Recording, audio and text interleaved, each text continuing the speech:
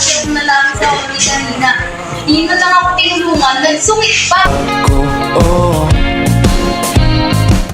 Good morning, everyone. Good morning!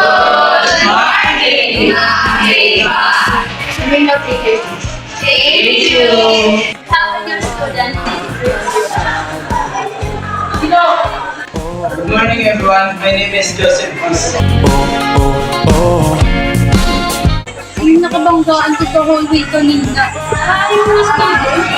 Ano ba? Ito, top student daw siya sa previous school niya. Top student nga siya, pero hindi ibig sabihin na sasamahan ko lalo niya.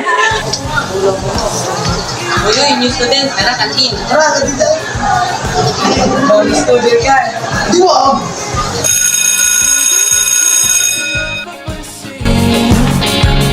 Gabi ay atin, kasabay ng puso at tugtugan.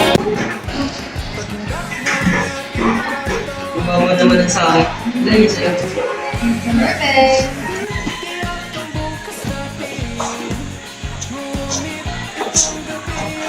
Ilan ka? 50. Nabihag ng Baka malamangan ka ng student sa akin.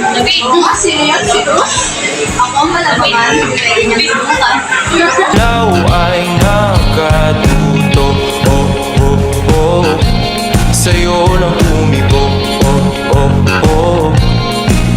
Nang ganito ang puso ko, hindi nalalayo. Hindi naman yun. Sinusunod ko lang namin yung binigay na instructions ni sir.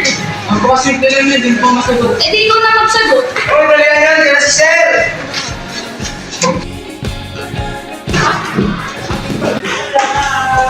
Gusto mo mga student presentation natin? Hindi ka pwede. Ayaw mo maging cooperative sa tao kapag malaki sa sarili. Pero kung para sa grades ko, hindi sige. Paghindak ng ating katawan, mananatili, hindi tiyak ang bukas natin. Good morning, class. Asa yung pinakagawa ko sa inyo? Mr. na. Mark, Raya, Jairo, Mia, and lastly, Joseph and Ashley.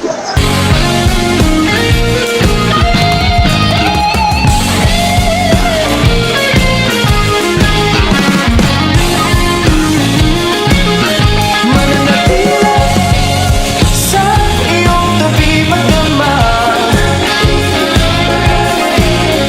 ating paligid, hindi na natin napapansin. Gabi ay ating kasabay ng puso at tugtugan. Paghindak ng ating katawan, mananatili. Bakit kaya pinagpare si Joseph Cruz at Abigail Salvador? Hindi ba palagi sila nagkokompetensya?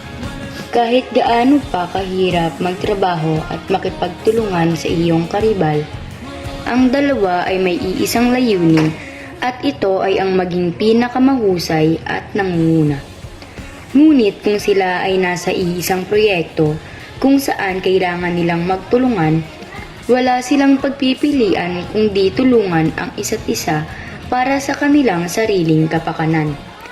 At marahil ang oras na magkasama sila sa proyektong iyon ay makatutulong din sa kanila na mapagtanto na sila ay pantay bilang magkaribal at maaari pang bumuo ng pagkakaibigan.